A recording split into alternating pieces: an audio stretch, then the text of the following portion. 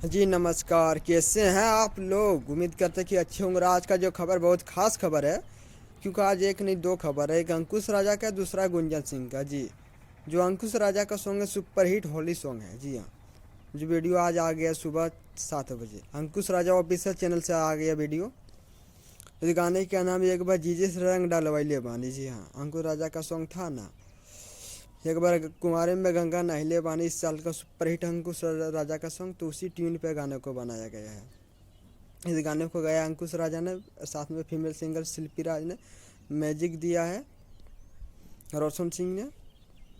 इस गाने को लिखा है बोस रामपुरी ने। जी हाँ, और दूसरा जो गुंजन सिंह का सॉन्ग है, वो सॉन्ग है आजकल का प्यार टिकट नहीं के। जी हाँ, जो आजकल का जो प्यार ज़्यादा दिन टिकता नहीं, उसी को देखते हुए लिखा है यादव राज ने। आजकल का प्यार टिकट नहीं खे, ये म्यूजिक से आया हुआ आज सुबह 6 बजे।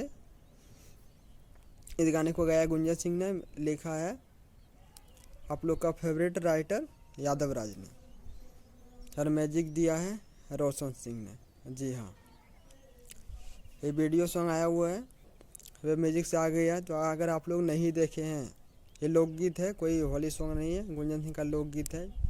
आजकल का प्यार टिकट नहीं के, काफ़ी अच्छा सॉन्ग। आप लोग प्यार भी बहुत दे रहे हैं गाने को, अंकुश राज दोनों गाने को।